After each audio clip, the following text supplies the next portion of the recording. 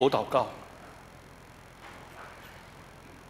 愿主的灵引导我们进入真理，愿主的灵充满我们的心，使我们用顺服受教的耳朵领受你的话语。奉基督耶稣的名祈祷，阿们。弟兄姐妹平安。我们今天所读的经文是接续上主日。上主日提到传福音的人，他们要面对逼迫、伤害，耶稣基督就提了3个不要怕。这是马太福音第10章34节到33节。而今天是从接续下来34到38，论到传福音的人会面临人际的冲突，尤其是自己家庭的冲突，所以要背起自己的十字架，领受逼迫跟牺牲。然后呢，39节到42节就提到为主殉道跟支持宣教事工、支持传道人的人，他们要获得奖赏。你有没有发现这段经文里面提到耶稣最严厉的要求？他要求一切，但也提到耶稣基督最慷慨的施予。好，我们先来看前面的3节，请看10章34到38。你们不要想我来要叫地上太平，我来并不是叫地上太平，乃是叫地上动刀兵。因为我来是叫人与父亲生疏，女儿与母亲生疏，媳妇与婆婆生疏。人的仇敌就是自己家里的人。这3节听起来很难听，很难听，而且容易引起误解，令人感到困惑。奇怪，耶稣怎么会在34节说他不是给地上带来和平、带来平安，反而带来刀剑，叫人疏离自己的亲人，更说自己的仇敌就是家里的人？耶稣来到世上不是要赐给我们平安吗？他诞生的时候，天使高唱：至高之处荣耀归于上帝，平安归于他所喜悦的人。以赛亚书也预言，他说弥赛亚来的时候，他是一个和平的君王。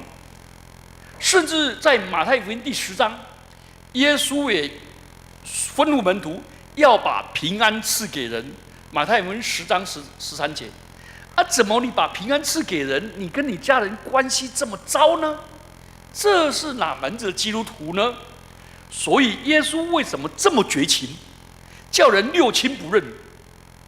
所以这段经文引起最严重的误解。所以我在国小5年级到初2，我那时候每一个礼拜几乎都到寺庙里面去参拜。而且我吃长斋，我那时候常常读那个狮子吼跟菩提树的佛教杂志，里面常常引用这段经文在攻击基督教，所以这段圣经我非常的熟。好，那我们来看怎么解决呢？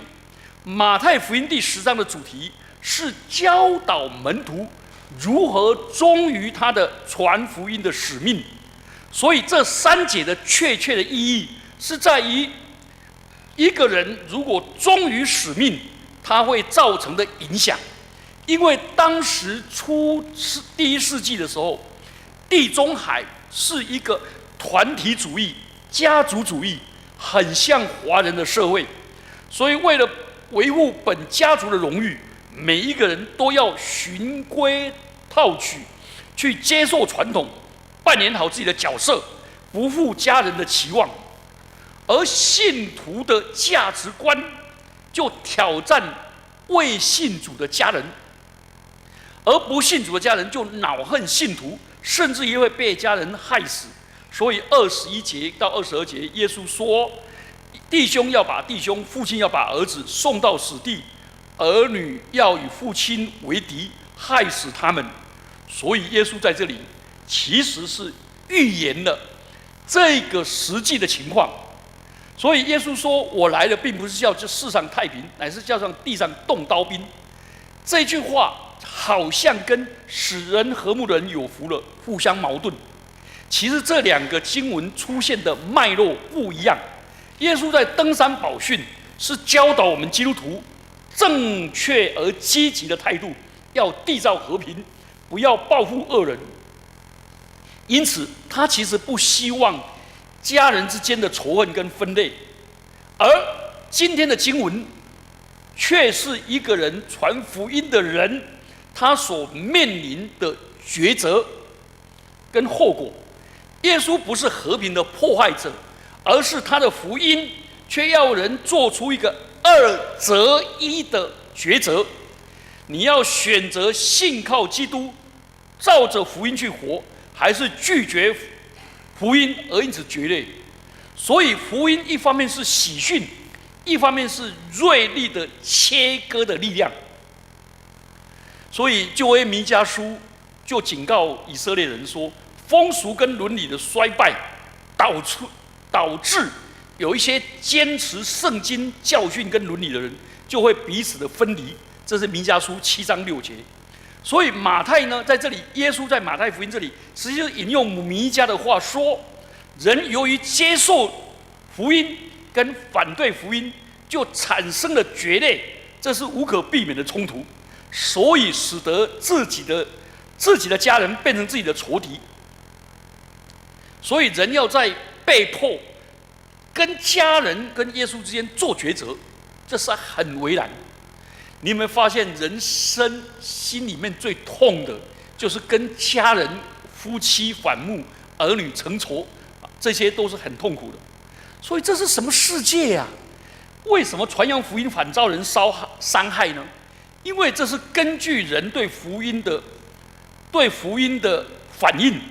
对于一个安于现状的人来说，耶稣宣讲的不是福音，是祸因。所以马太福音5章17到48节，当人感受到威胁的时候，他就没有办法听入耳，所以设法排除异己，甚至于置于死地。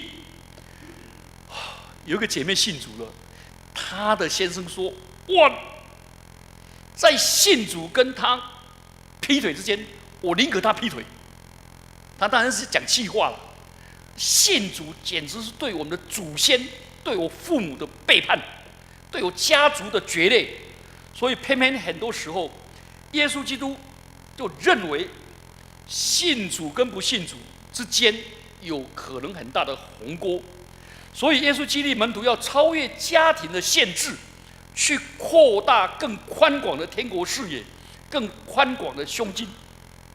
好，接着我们来看37节到38节，人际关系最后的敌人。来，37节说：“爱父母过于爱我的，不配做我的门徒；爱儿女过于爱我的，不配做我的门徒；不背起他的十字架跟从我的，也不配做我的门徒。”耶稣连续讲了3个不配。好，这段经文在告诉我们，其实耶稣是从他的本身的经验，在跟我们分享，阻挡门徒遵行上帝旨意的，往往是自己的至亲家人。因为家人期望你安分守己嘛，不要脱离正轨嘛，不要去违背祖宗嘛，不要数典忘祖嘛，对不对？数典忘祖。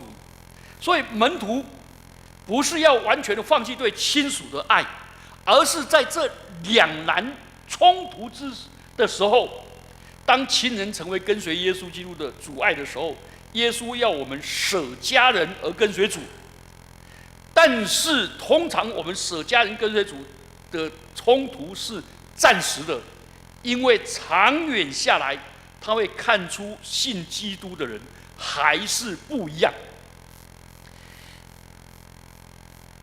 好，耶稣就进一步说：“不背起他的十字架跟随主的，也不配做我的门徒。”耶稣不但要他的门徒赴汤蹈火，甚至准备受公开的凌辱跟残酷的死刑。为了耶稣而死的人，必要获得生命；而贪生怕死的人，反而丧失生命。所以你们有没有发现，福音在这里造成3种分离？第一种分离是信跟不信的人之间会产生分裂，对不对？真的，在工作的场域里面，他们一些人就说：“你们信教的不可以。”所以喝康他们带走，然后他们要去什么掐花宴乐的，他们自己去。他们不会找你。但是呢，工作责任说，你信耶稣的比较有爱心，你比较有责任感，就交给你。我们常常会遇到这种难处。好，第二层次是自己跟亲人，自己的亲人拒绝信仰的时候，基督徒必须坚决信仰，而接受跟亲人分离的痛苦，这已经够痛苦了。第三种更是刻骨铭心的痛苦，就是基督徒要否定自我中心、自以为意。耶稣说：“不背起自己的十字架来跟随我的，不配做主的门徒。”就如耶稣为了拯救我们、拯救世人，他在十字架上交出自己的生命。凡是愿意跟随耶稣基督的人，也要违背自己的本性，违背自己的自私自义的考验跟磨难，甚至丧失生命来跟随主。所以耶稣基督就讲到人性里面这三个抉择里面，最后一个抉择最痛苦的，真的天天背起自己的十字架，意思是天天违逆自己的本性，自己那种自以为意、自私自利的本性。好，接着呢，最后一段，第10章39到42节，他说宣扬福音跟接待宣扬福音者的赏赐。好，我们来看宣扬福音者的赏赐。这个赏赐是讲一个很吊诡的话。好，我们来看39节：得着生命的将要失丧生命，为我失丧生命的将要得着生命。这是矛盾的话，这矛盾的话，因为这是对立跟矛盾的语句。但是初代教会的人最感动、最深刻，彰显耶稣基督在我们生命的意义。这种吊诡的话，请问那个华人文化有没有？有啦。老子有没有说过？老子说：“曲则全。”有没有委曲求全啊？曲则全，枉被冤枉啊，枉则直，低洼的洼，洼则盈，盈就充满。敝则新，敝就是旧了，敝则新，少则得，多则惑。夫为不争，故天下莫能与之争。哇，这个好复杂，我用白话讲给大家听。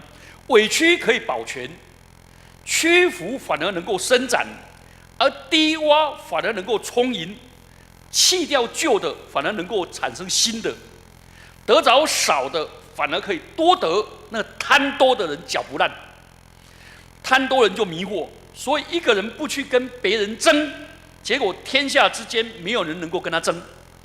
这是生命的吊诡，这是十字架的矛盾。那老子有这样说，对不对？哇，觉得那是很高的人生境界，在矛盾冲突当中寻找和谐，在矛盾跟冲突中寻找统一，在对立之间寻找和谐。好，所以39节中的生命跟10章28节的生命，希腊文都是 perske， 但是意义不一样。耶稣要我们牺牲的是世上的生命，外在的生命，能朽坏的生命，然后全心全力的做见证。然后我们要获得上帝给我们的是真实的、永不毁坏的生命，那是通往真生命的道路。所以这就是保罗所说的：我们不上胆，外体虽然毁坏，内心却一天新似一天。我们这自战自亲的苦楚，要为我们承受那极重无比、永远的荣耀。所以这两个同样都是生命，但是境界不一样，意境不一样，内涵跟实质不一样。那我们现在没有人在处在殉道中了，没有人叫你信耶稣就把你杀死了，这个不会这样。但是失丧生命，意思说彻底的摒弃自我中心。不应该单单只寻求我个人的幸福、快乐、逞一时之快，逞一时之快，而是要谋求取悦耶稣，遵行上帝爱的旨意。这个跟自我中心完全相反。我们这样的话，我们在上帝面前才能够打造圆满的真实的生命。好，最后一段，请看40节到42节。人接待你们，就是接待我；接待我的，就是接待那差我来的。因为人因先知的名接待先知，必得先知所得的赏赐；人因为义人的名接待义人，必得义人所得的赏赐。无论何人，因为门徒的名只把一杯凉水给这小子的一个喝。我实在告诉你们，这人不能不得赏赐。好，这段圣经在告诉我们，人接待你们就接待我，就接待那差我来的。这句话鼓励门徒产生一个很强烈的自我认同、自尊、自信、自我定位。为什么？因为我奉差遣，那拒绝我的是拒绝上帝，拒绝耶稣就拒绝天父。那接待我的是接待耶稣，接待天父。换句话说，我是上帝的大使，全权的代表。所以，这是一个非常尊贵的身份跟地位。所以强调受差遣者跟差派者。所以耶稣代表天父，门徒代表耶稣。所以善待门徒的就善待耶稣，善待天父。所以当别人接待我的时候，我不要觉得我不配，跟我不行，我不足，我不要，而是说感谢主，凡你在我身上所做的，就是做在耶稣的身上。这个基督徒，这个传福音的人就有这样的自尊，服侍主的人就觉得这么尊荣。哎，不要觉得说，哎呀，我不行啦，我不配啦，我不要啦，不行啦，没看底啦，啊，败啦，败啦，没啦，没啦，你不敢讲啦。我们的这些自贬、自弃、没有必要啦，对不对？所以我们不要拒绝人给我一杯凉水，我一定喝完了以后说，哎，还有没有？为什么？因为对方要得赏赐啊，你要让对方得赏赐，施比受更有福啊。哦，这样子啊，所以这是两个角度，一方面是传福音的自尊，一方面呢，我们也尊敬那些愿意参与福音工作的人。好，我们解释完了，我们来做反省。第一个，我们来反省我们怎么面对家人的逼迫。我们很惊讶，耶稣是最谦和、最温和、最谦卑的，却提出最苛刻的要求，说：爱父母过于爱我的，不配做我的门徒；爱儿女过于爱我的，不配做我的门徒。耶稣怎么这么苛求呢？请问耶稣的苛求的目的是什么？耶稣其实他要把他自己赏赐给我们，但是他要我们心里面留下空间，乐于接受接待的心。所以耶稣不是一般朋友，他是上帝的儿子，是为我们死而复活的救主。他有权柄要求我们全心全力全灵的去爱他，真正的接纳他。所以耶稣这样的要求其实是变相的祝福，化妆来的祝福。所以我们不应该让父母亲儿女影响我们对上帝的忠心。真的，门徒的代价是经历的压力的紧张跟痛苦，因为跟家人疏离是很辛苦的。事实上，没有任何事比面对家人的憎恨更痛苦啊！所以耶稣不是要我们决裂，而是在不能两全的实况下才这样，不是故意找家人麻烦，故意说：“哎，对不起啊，爸爸妈妈，我没办法放你，因为上帝更重要。”耶稣对这种假冒为善的时候说：“因为法利赛人为了勾引人去参加他的团体，说你给父母的那个钱不用给了啦，你的奉献给上帝了，奉献给法利赛人了。”耶稣说：“假冒为善。”当给爸爸的都给爸爸，不给爸爸不奉养的，你是假冒为善，说什么做了割耳板，了解吗？所以耶稣没有故意要我们冲突，但是人家跟我们冲突来到我们身上的时候，也不要难过，也不要自卑啦，应该为这个唱三一颂了，不然就唱圣哉圣哉圣哉了，感谢主啦，对不对？所以我一信主，我爸爸妈妈。一回家，我爸爸妈妈就骂，而且是从5点呢，下午5点骂到9点，2个轮流骂，而且都不会重复。他的那个词汇之多啊，而且题材之丰富啊。他每次骂我的时候，我一定要看他，不能看表，也不能看报纸，是。然后骂完了换爸爸，我就看。骂完了他说：“你现在没面没皮啊，明天也没休息。”我说不会，因为什么？这是我必须付的代价。然后我爸爸妈妈就说：“你有在听吗？”我有听，没改我爱改。叫我不要信耶稣怎么可以的？我有一次要去注册，我爸爸妈妈就钱不给你啊，耶稣给你注册啊，那怎么办呢？我就骑着脚踏车就这个载我弟弟，他一路唱什么你知道吗？ I have decided to follow Jesus，然后我已经决定要跟随耶稣，十架在背后，不是十架在前头，世界在背后，我就一直唱，唱到火车来了，都要上车的时候，我爸骑摩托车来说：“你不开机是变做注车，来给我。”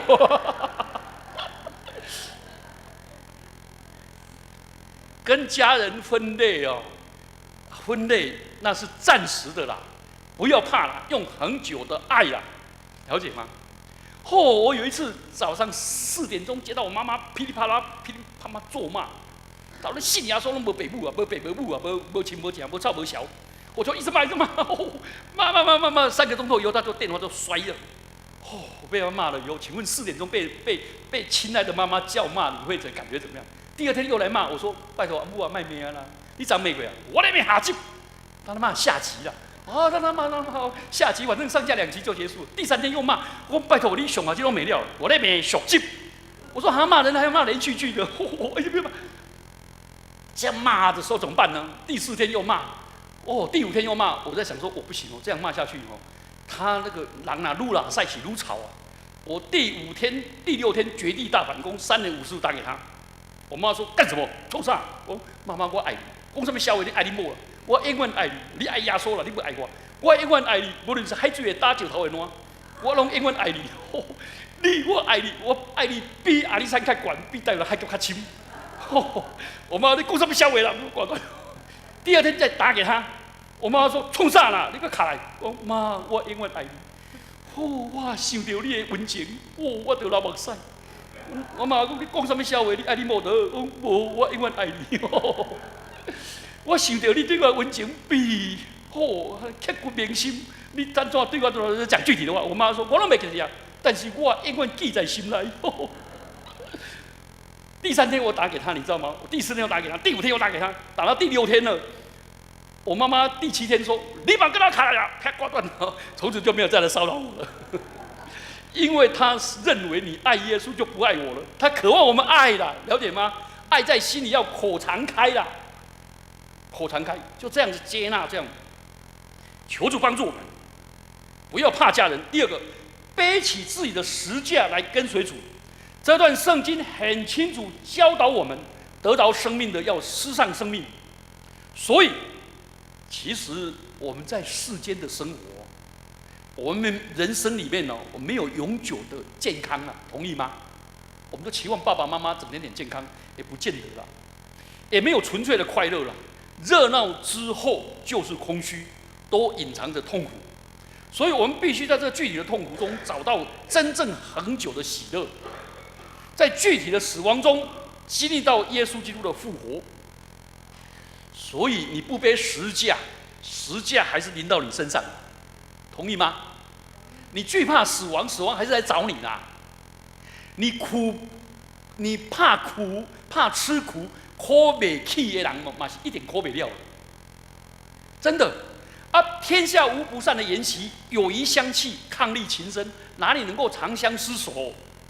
最伟大的爱情，最深刻的快乐，背后都总有哀愁嘛。人生不如意的10之8九，所以生命其实是奔向死亡，走向解体，一连串的痛苦。在这样的情况下，你有没有发现，没有经过十架的痛苦，哪里能够明白复活？所以主耶稣基督他背着十架走向苦难，为我们经历了一切的矛盾、痛苦、挫折。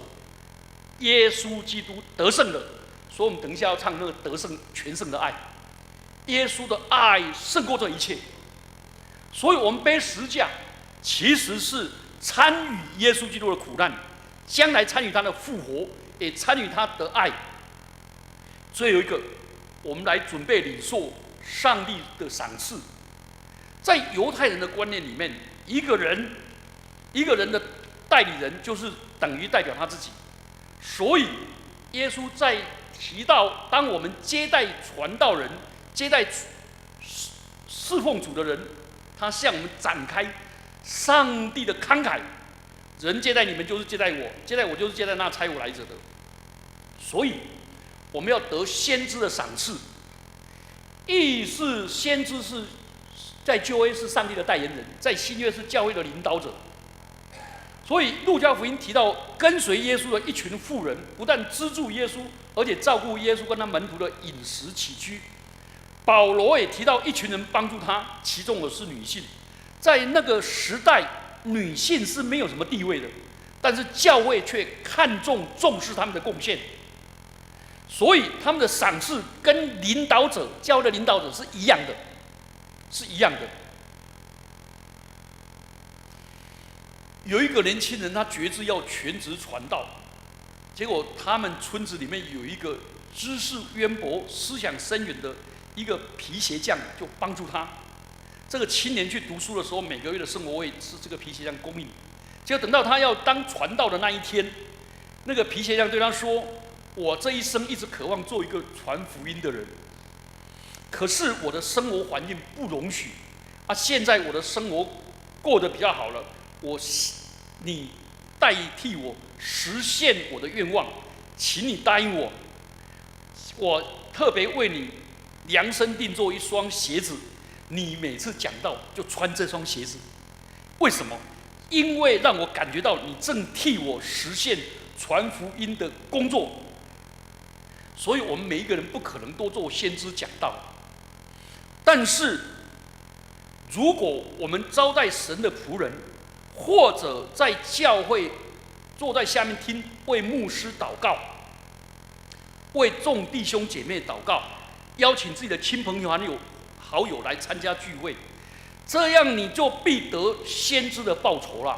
旧约里面那个大卫王去打仗的时候，有一群老弱残兵，没办法去打仗，不能上阵，结果他们就在后面呢预备粮草，然后把刀剑磨砺，让那上阵的人回来的时候可以有食物吃，有水喝，并且武器钝了还可以交换武器。结果那些人得了掳物回来以后，就很讥笑他们说：“啊，算了吧，这些人不要分掳物了。”大卫说：“不行，上阵的人得多少，看守兵器的也得多少，这成为以色列人的惯例。换句话说，为传道人祷告服侍的人，在上帝的眼光里面不分贵贱，都蒙上帝的赏赐。虽然在幕后的工作者不为人知，但是也得到上帝的赏赐。”好，所以我们要谈一个最后的是那个小子中的一个，就是那些有些人是无权无势，因为当时的门徒是一群卑微的人，他们无权无势啊，常受逼迫，而且没有能力来回报那些帮助他的人，所以他们就觉得很自卑。其实耶稣说不用，你们是上帝大使，没有什么好自卑的。而且那些帮助者也很穷苦。怎么办？他们只能给他一杯凉水，那是微不足道的。所以一杯凉水只是起码的礼貌跟热情，大家习以为常，觉得这个没有什么好报偿的。但是在上帝眼光里面，上帝要报答他们，哇，这一点非常的感恩。所以你有没有发现，耶稣基督要我们好好的尊重传道人，接纳传道人的缺点，来帮助他，使他更美好。所以你有没有发现，耶稣的严厉跟耶稣的慷慨，成为他们生命中的韵律？我们每一个人，你有没有发现，耶稣基督就在教导我们？耶稣把他活出这样的典范。所以耶稣要死的时候说：“父啊，你所交托我的，我都教训他们，我的旨意我已经完成了。”保罗也说：“那当跑的路我已经跑尽了。”那当守的道我已经锁住了。换句话说，我们每一个基督徒都要学习去帮助这些传道的人，来珍惜他们，关心他们。我们也得到上帝的赏赐。有些人从未经历过基督，没有领受到信仰的好处，其实他还没有为基督真正的付出代价，甘愿为主背负他的十字架。所以今天的社会强调要做主导者，对不对？要做领导者，要出人头地，不要做辅助者。所以我在东吴的时候，对学校常常讲这一类，我说听得很不舒服。他们都说你们毕业出去要领导，要有创新，对不对？我就跟他们讲说不要啦，你出去写领导，谁要让你领导啊？你以为我们有一些企管系的说，你知道吗？我已经学会国际企业的整并，我还干嘛干这小事？我说企业整并是你的文字游戏啊，谁让你企业让你整并啊？同意吗？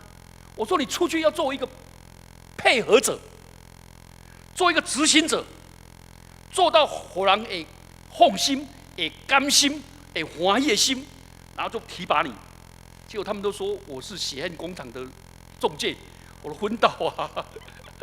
我说你不要创新呐，你先执行呐。那个老板交代的工作，你先把它学会了，你什么都要改，怎么可能？你要改变体制，要先进入体制；你要进入体制，要先配合体制，把该有的东西学起来，站在前人的肩膀上，才能够创新嘛。所以，我们求主帮助我们，耶稣基督给我们另类的信息，是那些辅助者跟主导者得到同样的赏赐。在教会中需要一些无名的英雄。虽然说一将功成万骨枯，人人都想当那个成名的大将，但是只有爱主的人，甘心成为使别人成名的苦苦。我们一起低头祷告。主，我们感谢你给我们这样的信息，我们献上我们的感恩和敬拜。愿主你的荣美透过我们彰显出来。奉基督耶稣的名祈祷，阿门。